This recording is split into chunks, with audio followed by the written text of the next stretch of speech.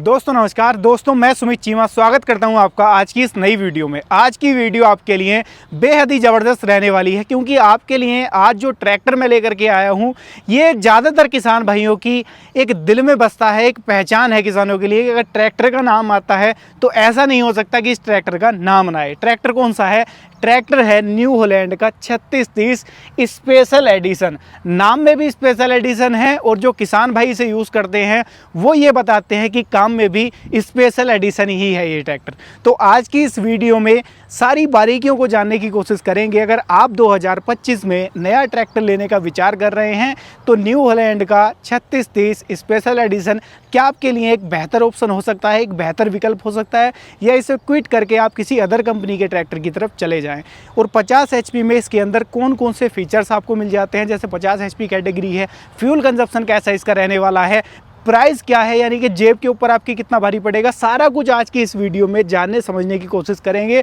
और आशा करूंगा, उम्मीद करूंगा कि आज की इस वीडियो में आपको इसके बारे में पूरी जानकारी दूं विस्तार से, जिससे कि आपको इसकी कोई और वीडियो देखने की ज़रूरत ना पड़े और आप अपना डिसीजन बेहतर तरीके से ले पाएँ। यानी कि आप अच्छे से ये चीज़ समझ पाएँ कि हमारे लिए, हमारे काम के हिसाब से, हमारे बजट के हिसाब से ये ट्रैक्टर सफिशिएंट है या क्विट करके किसी अदर कंपनी का हम ट्रैक्टर ले लें। तो चलिए दोस्तों, बिना देरी के वीडियो को आगे कंटिन्यू करते हैं और जान लेते हैं इस कमाल के ट्रैक्टर के बारे में। दोस्तों सबसे पहले शुरुआत कर लेते हैं इसके डिज़ाइन से।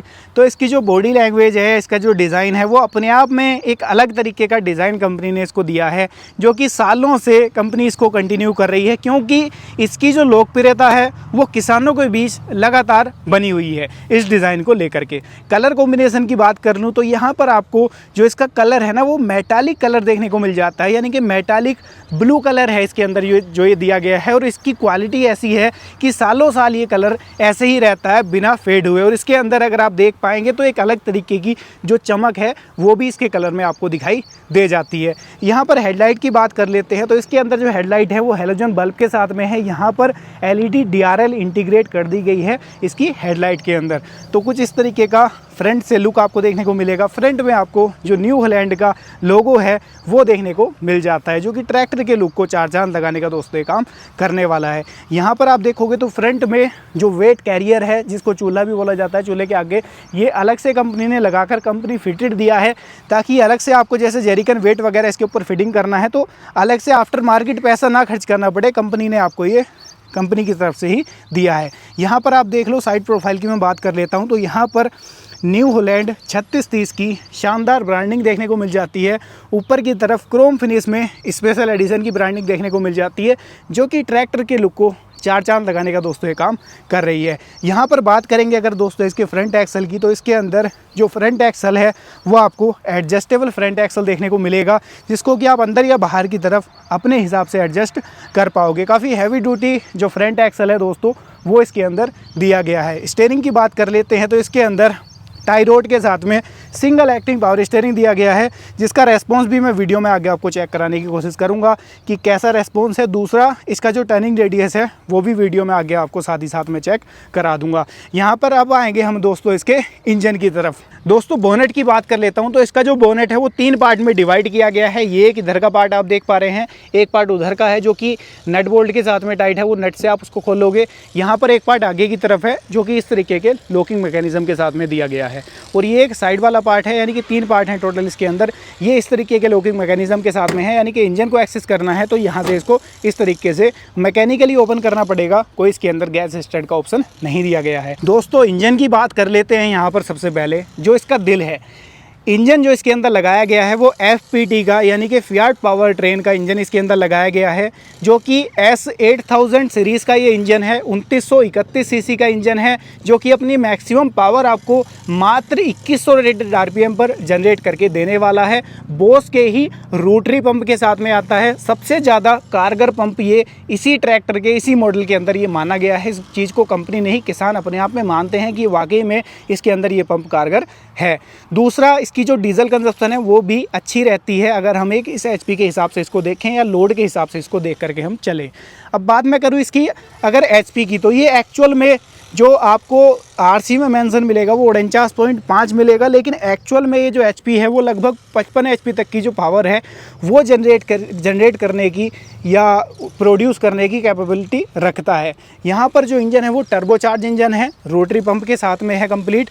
230 न्यूटन मीटर का जो मैक्सिमम टॉर्क है वो ये आपको जनरेट करके देने वाला है क्रैंकशाफ्ट के ऊपर, और 50% का जो बैकअप टॉर्क है वो ये आपको जनरेट करके दे देगा। यहाँ पर 12% का जो टॉर्क है वो प्लस माइनस दोस्तों होता है, तो 38 से लेकर के आपको 50% का बैकअप टॉर्क 12% प्लस माइनस के साथ में देखने को इसके अंदर मिलने वाला है। यहाँ पर आपको जो ट्रैक्टर है वो सिंगल एक्टिंग, जैसे मैंने बताया था, पावर स्टीयरिंग के साथ में है। उसके लिए भी सेपरेट ऑयल कंटेनर यहाँ पर कंपनी ने लगा करके दिया है, जिससे कि जो पावर स्टीयरिंग की लाइफ है वो लंबे समय तक बनी रहे। और यहाँ पर बात कर लूँ मैं अगर इसकी एसएफसी की, तो 252 ग्राम पर किलोवाट की एसएफसी के साथ में ये जो इंजन है इसके अंदर वो लगाया गया है, जिससे कि आप अनुमान लगा सकते हैं कि आपका ट्रैक्टर लोड के ऊपर कितनी डीजल कंजप्शन करने वाला है पर आवर की। दोस्तों कॉम्पैक्ट साइज की स्टार्टर मोटर या सेल्फ इसको बोला जाता है, ये आपको इसके अंदर देखने को मिल जाएगा। इसका रेस्पॉन्स भी आगे चेक कराऊंगा मैं स्टार्ट करके कि स्टार्टिंग के मामले में ये कैसा है। यहाँ पर डुअल आपको पंप देखने को मिल जाएंगे, एक इसके अंदर हाइड्रोलिक्स के लिए दिया गया है, दूसरा इसके अंदर पावर स्टीयरिंग के लिए जो है वो दिया गया है। दोनों सेपरेट हैं, यानी कि आगे अगर आपको मेंटेनेंस कभी आ भी जाए इन फ्यूचर तो आराम से आप इसके अंदर करा सकते हैं। यहाँ पर वाटर सेपरेटर मिल जाता है, डीजल से पानी को अलग करने का काम करता है। जैसे ही आपके डीजल में पानी आ जाता है तो इस ड्रेन कैप की सहायता से आप इसको लूज़ करके यहाँ से पानी को रिलीज़ इसके अंदर कर सकते हैं, जो कि इंजन की लाइफ को कहीं ना कहीं इंक्रीज़ करने का काम करता है। डुअल इसके अंदर डीजल फिल्टर मिल जाएंगे, एक डीजल फिल्टर यहाँ पर लगा हुआ है और एक डीजल फिल्टर यहाँ पर लगा हुआ है, जो कि डीजल को और अच्छे से क्लीन करके तब इंजन के अंदर सप्लाई जो है वो करता है। यहाँ पर इसके अंदर जो रेडिएटर है वो एल्यूमिनियम का रेडिएटर मिल जाएगा, बड़े साइज का रेडिएटर है। और यहाँ पर जो फ़ैन है इसके अंदर, ये फ़ैन भी आपको इसके अंदर एल्यूमिनियम का ही देखने को दोस्तों मिलने वाला है, जिसकी कूलिंग भी काफ़ी ज़बरदस्त दोस्तों रहती है। यहाँ पर कूलेंट के लिए कंटेनर मिल जाएगा, जो कि ओवरफ्लो विद रिजर्वायर के साथ में आता है, यानी कि जैसे ही आपके रेडिएटर में कूलेंट कम होता है ये उसको ऑटोफिल करने का दोस्तों काम करता है। और एक और कमाल की चीज़ मैं आपको बताऊं, इसके अंदर आपको जो एयर क्लीनर है वो ड्राई टाइप का मिल जाता है। यहाँ पर आप देखो ड्राई टाइप का बड़े साइज़ का एयर क्लीनर है, और इसी के साथ प्री क्लीनर भी कंपनी ने ऐड किया है, ताकि जो फ्रेश एयर है वो ये बाहर से ले और तब इंजन के अंदर अच्छे से क्लीन करके तब सप्लाई करे। इस तरीके से कुछ मैकेनिज़्म इसका जो है वो डिज़ाइन किया गया है। लेकिन ये चीज़ कहीं ना कहीं किसान भाई इसको आफ्टर मार्केट बाद में जो है हटवा देते हैं खरीदने के बाद। तो इस चीज़ को अगर कंपनी ही यहाँ से ख़त्म करके इसको अंदर की तरफ ही दे दे, प्री क्लीनर भी दे दे, अंदर की तरफ दे दे, तो ज़्यादा बेस्ट कहीं ना कहीं हो सकता है, क्योंकि विजिबिलिटी के ऊपर भी कहीं ना कहीं फ़र्क इसकी वजह से आगे की तरफ आता है। दोस्तों इस तरफ से बात कर लेते हैं इसकी, तो यहाँ पर इसके अंदर अल्टरनेटर मिल जाएगा, जो कि काफ़ी अच्छा पावर आउटपुट आपको देने वाला है। और यहाँ पर इसके अंदर इंजन को क्लीन करने के लिए, इंजन ऑयल को क्लीन करने के लिए इंजन ऑयल फिल्टर यहाँ पर देखने को मिल जाता है। और कमाल की बात क्या है ना, जो इसका इंजन ऑयल है इसके अंदर भी आपको कूलेंट सर्कुलेट होता हुआ दिखेगा, जो कि इंजन ऑयल को भी कूल करने का, ठंडा करने का दोस्तों ये काम यहाँ पर करने वाला है, जिससे कि इंजन की लाइफ के ऊपर फर्क ना पड़े और इंजन की लाइफ लंबे समय तक बनी रहे। क्योंकि जो ट्रैक्टर है वो आप भी जानते हो कि टर्बोचार्ज इंजन के साथ में है। यहाँ पर प्लेटफॉर्म की तरफ चलूँगा तो यहाँ पर आप देखोगे सिंगल फुट स्टेप आपको यहाँ पर मिल जाता है, जिसकी सहायता से आप इजीली एक्सेस कर सकते हो। फुट स्टेप जो है वो आपको इस तरफ ही मिलेगा। अगर मैं बात कर लूँ दूसरी तरफ की, तो इस तरफ आपको कोई फुट स्टेप देखने को नहीं मिलेगा।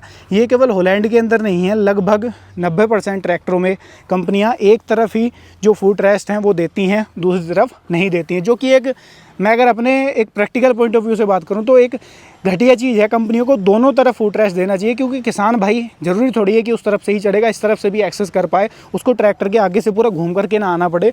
तो इस चीज़ का भी कंपनी को ध्यान मेरे हिसाब से रखना चाहिए, और इस कंपनी को नहीं, सबको इस चीज़ का थोड़ा सा ध्यान रखना चाहिए। तो इस तरीके का कुछ इसका जो प्लेटफॉर्म है वो आपको देखने को मिलेगा। ऊपर चल के भी मैं आपको दिखाऊंगा, उससे पहले डीजल टैंक देख लो। फाइबर का डीजल टैंक इसके अंदर देखने को मिल जाता है, किलो के साथ में दिया गया है।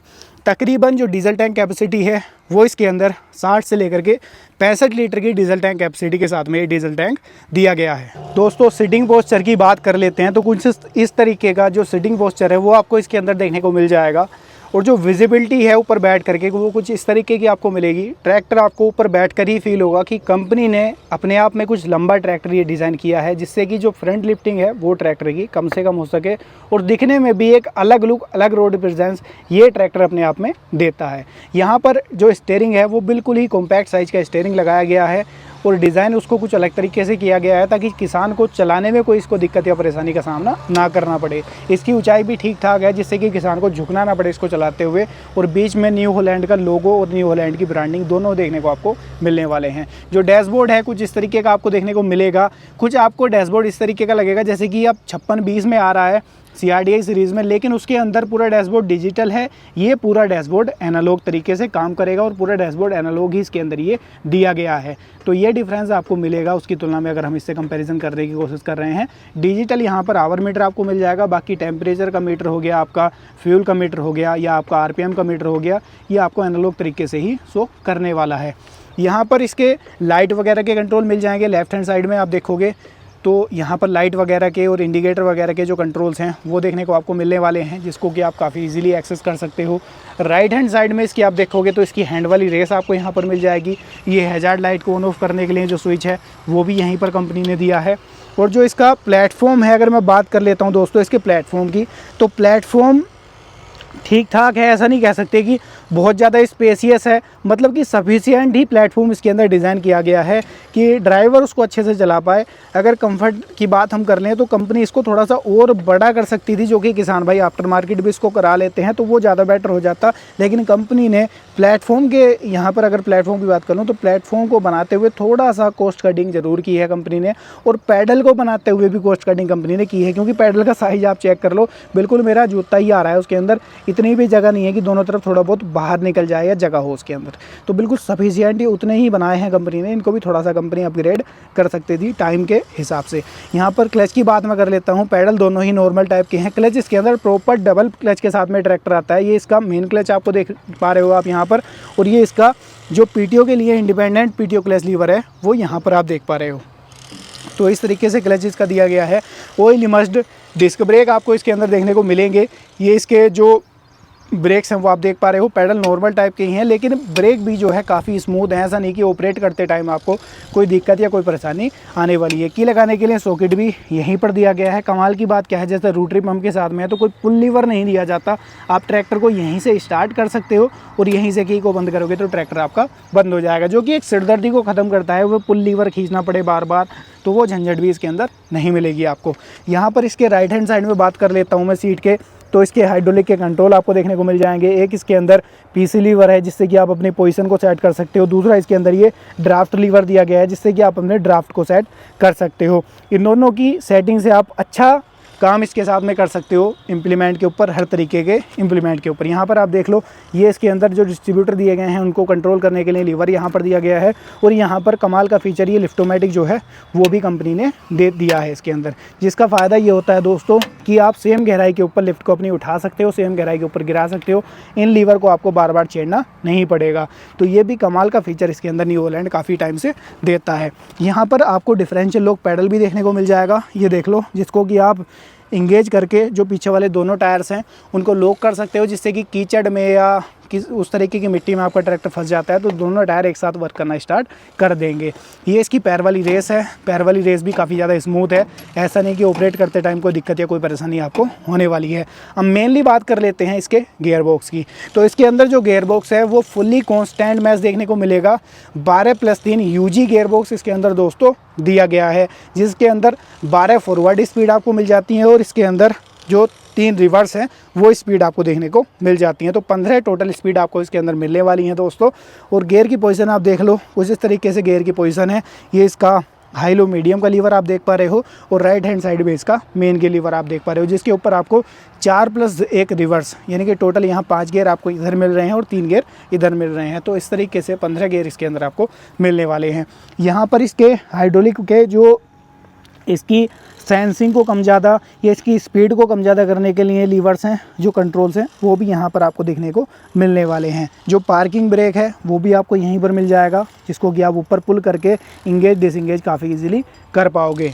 दोस्तों अगर मैं इसकी ड्राइवर सीट की बात कर लेता हूं तो यहाँ पर वाकई में कंपनी ने काम किया है। कंफर्टेबल इसका जो सीटिंग पोस्चर है वो भी बनाया। दूसरा, इसकी ड्राइविंग सीट बहुत ज़्यादा कंफर्टेबल दी है, जैसे कि आपको मैं सीधा पहले दिखा देता हूँ। सबसे पहले तो इसकी नीचे की कुशनिंग आप चेक कर लो। दूसरा, इसका साइज़ चेक कर लो। बड़े साइज़ का जो सीट है नीचे वाला आपको कुशन है वो भी देखने को मिल जाता है और कुशनिंग भी काफ़ी इसकी ज़बरदस्त है और कंफर्टेबल है। दूसरा जो बैक रेस्ट है इसका साइज़ आप चेक कर लो, इसका साइज़ भी काफ़ी बड़ा है जिससे कि बैठने में कोई दिक्कत या परेशानी नहीं होती। ये चीज़ मैंने आपको, अगर वीडियो आपने देखी होगी पहले अपने 5210 की, तो उसके अंदर मैंने आपको दिखाई थी। उसके अंदर ये कमी है कि उसके अंदर बैक रेस्ट जो है ना वो इसकी कंपैरिजन में लगभग ऐसे कह लो कि 60% है, ये 100% है तो वो 60% है उसका बैक रेस्ट भी और ये नीचे वाला भी पूरा सपोर्ट जो है, तो ये उसके अंदर कमी है जो कि इसके अंदर कंपनी ने नहीं दी। ये चीज़ बहुत बेस्ट है। इसके अंदर आर्म रेस्ट इसके अंदर भी दिए गए हैं। आर्म रेस्ट के साथ साथ क्योंकि इसके अंदर सबसे कमाल की बात यह है कि ROPS कंपनी फिटिंग करके दे रही है, इसके लिए कंपनी को मैं सराहना करना चाहूँगा।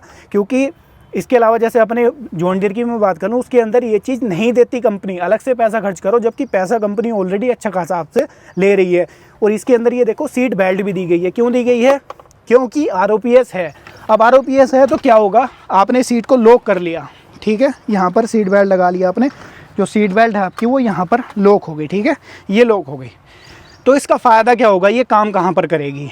ये अगर आपके ट्रैक्टर में ROPS नहीं है तो ये आपकी जान का दुश्मन भी बन सकती है, ये जो इसके अंदर सीट बेल्ट है। क्योंकि क्या होगा, उस कंडीशन में आप इसके नीचे भी आ सकते हो, लेकिन इसके अंदर लगी हुई है ROPS। अगर आपका ट्रैक्टर पलट जाता है, कोई दुर्घटना आपके साथ में हो जाती है, तो ये जो सीट बेल्ट है ये मुझे सीट से चिपका करके रखेगी, जिसकी सहायता से मैं ट्रैक्टर के नीचे कहीं ऐसी जगह पर नहीं फंसूंगा जहां पर मैं पिच जाऊं, दब जाऊं, मेरे साथ में कोई बड़ा हादसा हो जाए। तो वो हादसा इस सीट बेल्ट अगर मैंने लगा रखी है तो मेरे साथ में नहीं होगा, क्योंकि ROPS मुझे प्रोटेक्ट कर लेगी। अगर इस तरफ पलटेगा तब भी, अगर पीछे की तरफ पलटेगा तब भी। तो ये चीज़ एक सेफ्टी पर्पज़ से के हिसाब से बहुत ज़्यादा बेस्ट है, जो कि आज के टाइम की मैं बात कर लूँ, 2025 चल रहा है दोस्तों, तो हर कंपनी को ये ROPS 50 HP के ट्रैक्टर में तो देनी ही देनी चाहिए। क्योंकि एक 50 HP का जो ट्रैक्टर है ना, वो एक ऐसी कैटेगरी है जहां पर किसान अपने काम को भी ज़्यादा करता है, ज़्यादा काम के लिए लेता है। दूसरा, किसान इस कैटेगरी को एक भाड़े के पर्पज़ से के लिए भी लेता है, क्योंकि उसके साथ में ज़्यादा काम वो करता है,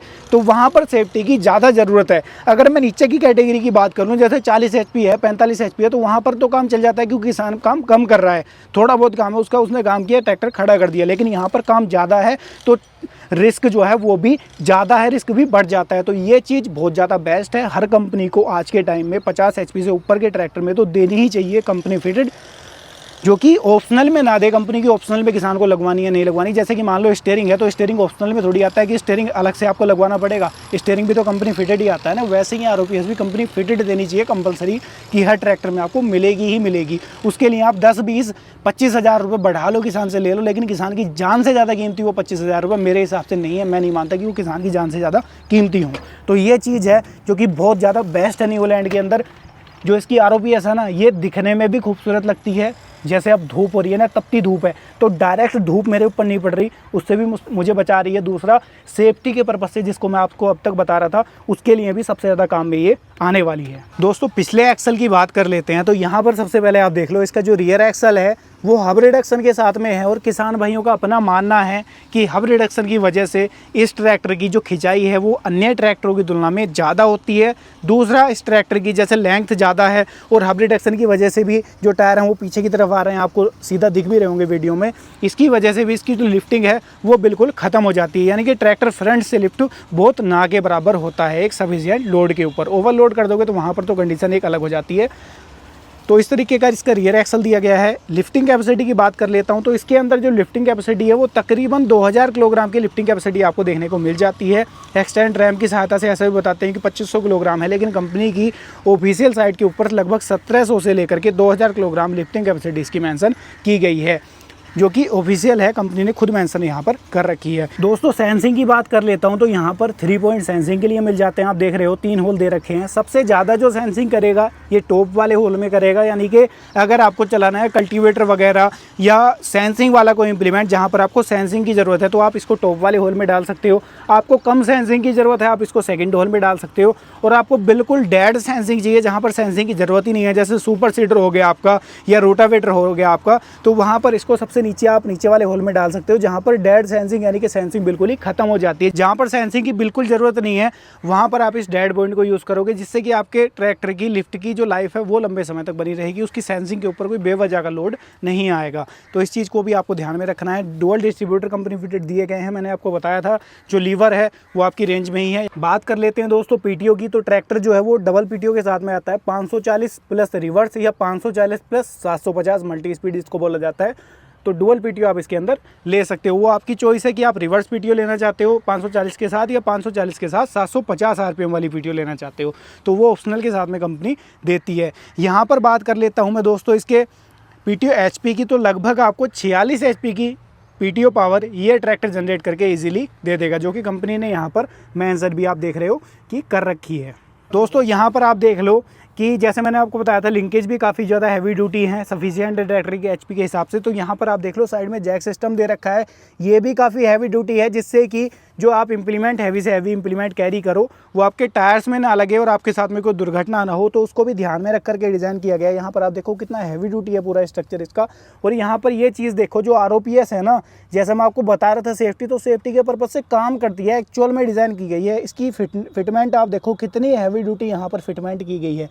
ये देखो ऐसा नहीं कि फेंडर के साथ में चिपका दी, फेंडर इसके साथ में चिपका हुआ है, यानी कि इसके साथ में लगा हुआ है आरओपीएस के साथ में, फेंडर नीचे नहीं खींचा हुआ बिल्कुल भी। आरओपीएस की फिटिंग है, इतनी हैवी ड्यूटी नीचे से आप देख लो। ये देखो पूरी आरओपीएस की फिटिंग इस तरीके से है कि आपको बड़े से बड़े हादसे में, बड़े से बड़े दुर्घटना में भी आपने अगर सहूलियत तरीके से आपने बैठे हो सीट के ऊपर, तो आपको कोई दुर्घटना के चांस बिल्कुल ही ना के बराबर ये इस ट्रैक्टर के साथ में हो जाएंगे। तो इस चीज़ का भी आप के लिए कंपनी ने खास ख्याल यहाँ पर रखा है। इंडिकेटर्स की बात कर लेता हूँ, तो इसके अंदर जो चारों इंडिकेटर्स हैं वो फुली एलईडी देखने को मिल जाते हैं आपको, जो कि ट्रैक्टर के लुक के हिसाब से ज़बरदस्त लुक ट्रैक्टर को देते हैं। यहाँ पर जो बैकलाइट है वो नॉर्मल टाइप की है, काफ़ी बड़े साइज़ की है। आप नाइट वगैरह में खेत का कोई भी काम कर रहे हो इसके साथ में ईजिली आप कर सकते हो। पीछे की तरफ आप देख लो रिफ्लेक्टर मिल जाता है, साथ में ही फाइबर का टूल बॉक्स मिल जाता है, कोई भी छोटा मोटा टूल वगैरह आपने कैरी करना है इसकी सहायता से कर सकते हो। और आरओपीएस के साथ में ही अटैच बोतल होल्डर है, जिसकी पोजीशन आप चेक करो कितनी ज़बरदस्त है, बिल्कुल ऊपर रहेगा। ऐसा नहीं कि नीचे गियर बॉक्स के साथ में सटा करके उसको डिज़ाइन कर दिया था कि गियर बॉक्स की हीट से आपका जो पानी है वो उबल रहा है। तो इस चीज़ को भी आप देखो कि कंपनी ने छोटी छोटी चीज़ों को बड़ा सोच करके इसके अंदर डिज़ाइन करके डाला है। दोस्तों ट्रैक्टर के ऊपर वारंटी आपको 6 साल की मिलने वाली है। 6 साल की भी नॉर्मल वारंटी नहीं है, टी वारंटी है, यानी कि ट्रांसफरेबल वारंटी है। आपने ट्रैक्टर सेल भी कर दिया, किसी नए किसान भाई ने ले लिया, तो वारंटी उसके नाम पे ट्रांसफ़र हो जाएगी, यानी कि उसको भी वारंटी मिलेगी 6 साल तक। टायर साइज़ की यहाँ पर मैं बात करूँ तो इसके अंदर आगे के टायर गुडियर के दिए गए हैं, 750/16 टायर साइज़ यहाँ पर रखा गया है। रिम का कलर प्रॉपर वाइट नहीं है, हल्का येलो शेड उनके अंदर आपको दिखेगा। और पीछे के जो टायर्स हैं वो 16/9/28 के देखने को मिलेंगे। जो पीछे वाले टायर हैं ये भी आपको गुडियर के ही इसके अंदर देखने को मिलने वाले हैं। और कंपनी की एक और चीज़ मैं आपको बताऊँ ना, जो बड़ी ज़बरदस्त मुझे लगती है, कि ज़्यादातर जो पार्ट्स हैं जैसे एक्सल हो गया इसका, यहाँ तक कि 4 व्हील ड्राइव का भी एक्सल इनका खुद का डिज़ाइन किया हुआ है, CNH का है। जगह जगह आपको CNH की ब्रांडिंग इसके ऊपर ट्रैक्टर के ऊपर भी देखने को मिल जाती है, इसके पार्ट्स के ऊपर। तो CNH होता है दोस्तों केस न्यू हॉलैंड, जो कि दोनों ही ब्रांड न्यू हॉलैंड के ही हैं, ये पूरा न्यू हॉलैंड का ही ब्रांड है। तो सारे पार्ट्स, ज़्यादातर जो पार्ट्स हैं मेन इसके, वो ट्रैक्टर के इन हाउस प्रोडक्शन ही किए जाते हैं दोस्तों। तो ये भी एक कमाल की चीज़ है जो ट्रैक्टर की लाइफ के ऊपर भी फ़र्क डालती है, क्योंकि कंपनी का खुद का सारा बना हुआ है, इसीलिए कंपनी इसके ऊपर वारंटी भी कोई 1-2 साल की नहीं दे रही, 6 साल की दे रही है। दोस्तों ट्रैक्टर को स्टार्ट करके इसकी आवाज़ भी आपको सुनवाता हूँ, साथ ही साथ आप लोग इसकी स्टार्टिंग भी चेक कर लेना कि ट्रैक्टर स्टार्टिंग के मामले में कैसा है। ट्रैक्टर की जो स्टार्टिंग है मेरे अपने हिसाब से काफ़ी ज़्यादा स्मूथ है। जो स्टार्टर मोटर है वो छोटी होने के बावजूद भी काफ़ी ज़्यादा पावरफुल है, जो इसको इजीली स्टार्ट कर देती है। और आइडल आरपीएम इसके मैं बात कर लूँ तो लगभग 700 आरपीएम ट्रैक्टर के आइडल हैं। और लगभग जितने भी ट्रैक्टर पावर स्टीयरिंग है 50 HP कैटेगरी के हैं, उनके लगभग 600-700 आरपीएम ही आइडल रहते हैं ट्रैक्टर के। और मैं रेस को रेव करके भी आपको दिखाता हूँ, ये देखो।